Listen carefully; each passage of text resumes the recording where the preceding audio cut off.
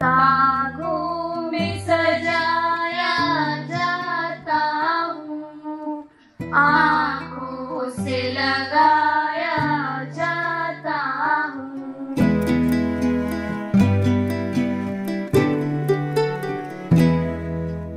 आदाब, आप देख रहे हैं आवाज़ द वॉइस और मैं हूँ आपके साथ अमीना माजिद। इस वक्त मैं मौजूद हूँ IICC में, जहाँ अल कुरान कैरान अकेडमी की तरफ से कुरान मीट होने जा रहा है, जिसमें बात होगी कि कैसे 21st सेंचुरी में कुरान रेलेवेंट है। आइए करते हैं यहाँ के लोगों से बात। कुरान के ज़रिए एम्पावर करना असल में हमने बहुत मुश्किल काम समझा।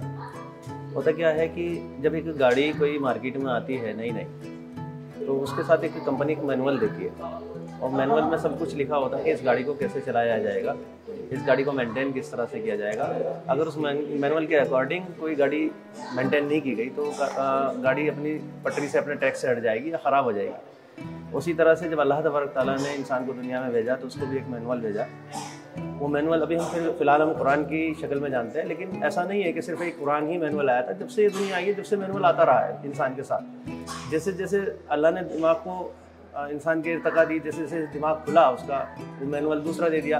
आप यूँ समझ लीजिए कि एक जिस तरह का तालीम होती है कि प्राइमरी एजुकेशन, फिर सेकेंडरी एजुकेशन, फिर हायर एजुकेशन, उसके बाद यूनिवर्सिटी की एजुकेशन, और जब इंसान बिल्कुल पूरा अपने नॉलेज के एक पैमाने तक पहुँच जाता है तो उसको एक पूरा मुकम्मल सिलेबस दे दिया, कंसोलिडेटेड सिलेबस दे दिया जाता है कि अब आपको इस तरह से ज़िंदगी गुजारनी है। तो अगर हम उस गाड़ी को उस मैनुअल के हिसाब से ना चलाएं तो हमारी गाड़ी ख़राब हो जाएगी। इसी तरह से अल्लाह जानता था कि अगर मैं इसको मैनुअल के हिसाब से मैनुअल दूंगा, अगर ये इसको मैनुअल के हिसाब से ज़िंदगी को चलाएगा तो बिल्कुल फिट चलेगा। अब वो मैनुअल हमें बता रहा है कि ज़िंदगी को किस तरह से जीना है, हमें दूसरों से हुस्न अखलाक किस तरह से रखना है। क्योंकि एम्पावर होने का एक सबसे बेहतरीन जो ज़रिया मैं बताता हूँ वो मैं ये बताता हूँ कि जब तक पीस नहीं होगा तब तक हम एम्पावर नहीं होंगे, और पीस जब तक नहीं आएगा जब तक जस्टिस नहीं आएगा। कुरान हमें टोटली पीस और जस्टिस की बात सिखाता है। वो बताता है कि लोगों से किस तरह से आपको अखलाक रखने हैं, लोगों से किस तरह उनकी ज़रूरतों को पूरा करना है, और वक्तन फ़वक्तन जो अल्लाह ने आपको चीज़ें दी हैं उनको अपने दिमाग को कैसे खोलना है, उनको समझना है। अल्लाह तबारक ताला कहता है, कुरान पाक की आयत का मफ़हूम है, रिसर्च की बात करता है। वो कहता है कि क्या तुम ये नहीं देखते कि हमने जानवरों की, ऊँटों की तख्लीक कैसे की, ज़मीन को किस तरह से बनाया, आसमान को किस तरह से फैला दिया। कहीं अल्लाह जिक्र करता है कि हमने दो दरियाओं को मिला दिया कि और वो आपस में मिलते नहीं है, क्या तुम उस पर गौर व फिक्र नहीं करते। अल्लाह कहता है कि तुम अपनी तवानाई लगा दोगे, तुम इस ज़मीन की हदों से बाहर निकल जाओगे, तुम उस पर गौर व फिक्र नहीं करते। तो अल्लाह इस चीज़ की तरफ हमें बार बार आगे को धकेल रहा है कि आप रिसर्च पर जाइए, आप ह्यूमैनिटी पर जाइए, आप उन चीज़ों पर जाइए जिससे आपसे इख्तलाफात ख़त्म हो और इत्तफाक बढ़े, पीस कायम हो, जस्टिस कायम होगा तो पीस कायम होगा। और जब पीस कायम होगा तो हम एम्पावर ज़रूर होंगे। क्योंकि कहीं भी आप मार्केट का हिसाब लगा लीजिए कि जब बाहर से कोई कंपनीज आती हैं वो भी उस जगह को तलाशती हैं जहाँ पर रेस्ट हो। अगर रेस्ट नहीं है तो वो अपना इन्वेस्टमेंट नहीं करेंगे कभी भी। अगर अनरेस्ट किसी भी मुल्क में पाया जाता है या किसी स्टेट में, किसी सूबे में, किसी खित्ते में, तो वहाँ कोई कंपनी जाने के लिए तैयार नहीं है। मानी अनरेस्ट है तो एम्पावरमेंट नहीं है, रेस्ट है तो एम्पावरमेंट है। कुरान पूरी तरह से रेस्ट, पीस, जस्टिस की बात करता है। इस तरह से एम्पावरमेंट का एक तरीका बताता है आपको। 21st सेंचुरी हो या कोई भी सेंचुरी हो या कोई भी ज़माना हो, कुछ उसूल ऐसे होते हैं जिन पे ज़माने की नज़र नहीं लगती।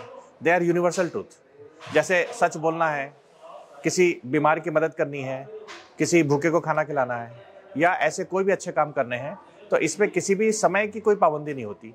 जब हम इन बातों पे अमल करते रहेंगे और साथ ही एक ईश्वर पे विश्वास करके ये मानते रहेंगे कि ईश्वर एक है और इसलिए सारे इंसान उसकी छत्र छाया में एक है, तो ये बात हमेशा प्रभावी रहेगी, क्योंकि एक यूनिवर्सल बात है। 21st सेंचुरी का मतलब है इल्म की सेंचुरी है ये।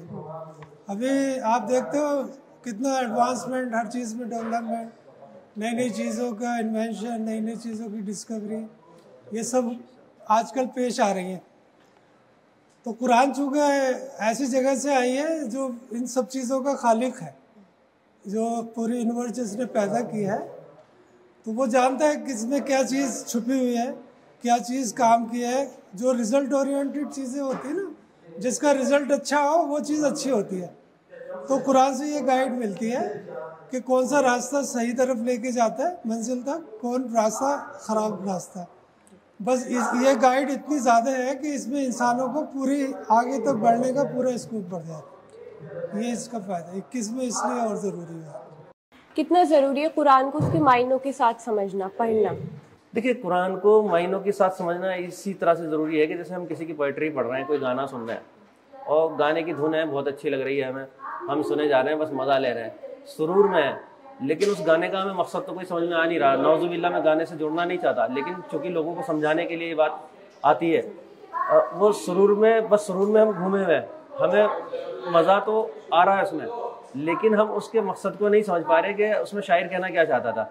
इसी तरह से किसी किताब को कोई कहानी हमें अच्छी लग रही है, बस सुरूर आ रहा है, लेकिन कहानी का मॉरल क्या है, कहानी हमें बताना क्या चाहती है, वो जब तक हमें नहीं समझ में आती। वो उसका एक ही तरीका है कि अगर हम किसी चीज़ को मीनिंग से समझें, उसके मफहूम को समझें, उसे समझें कि अल्लाह तबारक तआला कहना क्या चाहता था इस कुरान के ज़रिए, वो हमें कम से कम पता हो, इस लेवल का तो पता हो कि हम थोड़ा सा उसकी तरफ भागें कि जो चीज़ हमारे मतलब की मिली है, जिस फील्ड में हम काम कर रहे हैं, अगर उससे रिलेटेड हमें कोई आयत मिली है, हम उसके बारे में थोड़ा सा जानते हैं, तो हमें एकदम क्लिक करे कि हाँ नहीं, कुरान में इसका जिक्र आया है और कुरान हमें इसका ये रास्ता बताता है, तो हम उलमा से मिलें, फिर उसके बारे में फर्दर उसके बारे में जानें, उसकी तशरीह के बारे में जानें, उसके पूरे इंटरप्रिटेशन उसकी क्या है उसके बारे में जानें।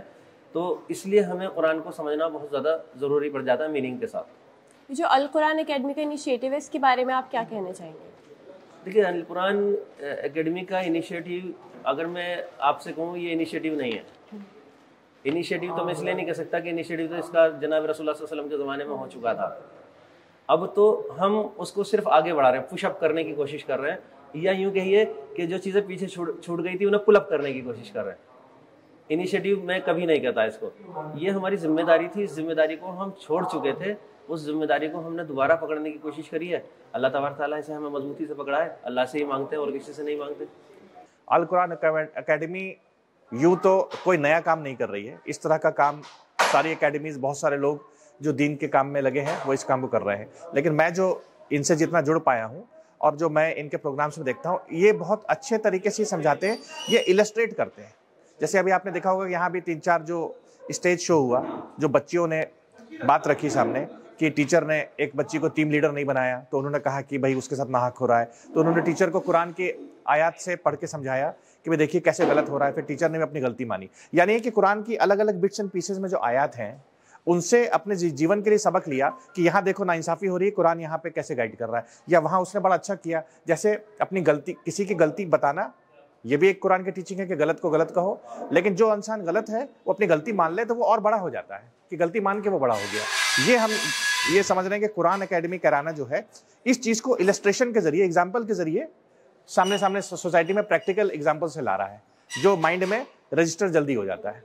कुरान को इसलिए मायने के साथ पढ़ना ज़रूरी है कि ये किताब वहाँ से आई है जिसने हम सबको पैदा किया, खालिक की कायनात की तरफ से अल्लाह ताला ने रसूलुल्लाह सल्लल्लाहु अलैहि वसल्लम पर नाजिल की है, और ये हमेशा के लिए सारे इंसानों की गाइड के लिए भेजी गई, इसलिए इसका पढ़ना ज़रूरी है, समझ के पढ़ना ज़रूरी है। अब ये जो हमारा ट्रेंड है, ये पढ़ने वाला नहीं है, ये तो एक तरह से जैसे किसी से मोहब्बत होती है ना, तो उसका जिक्र करने जैसा है, तो इसको समझ के अपनी ज़ुबान में अच्छी तरह से गौर फिक्र करके पढ़ें, समझें, तब उसका फ़ायदा हो। कुरान जो है वो इक्वालिटी की और जस्टिस की बात करता है, हर जगह जगह जस्टिस की बात करता है, कि यानी कि आपको किसी से भी झगड़ा हो, चाहे आपके परिवार वालों का भी झगड़ा हो, आपको ये देखना है कि आप सत्य का साथ दें या आप जो बात सही है उसका साथ दें। जब आप उसका साथ देना शुरू करेंगे तो आम इंसान एम्पावर होना शुरू हो जाएगा।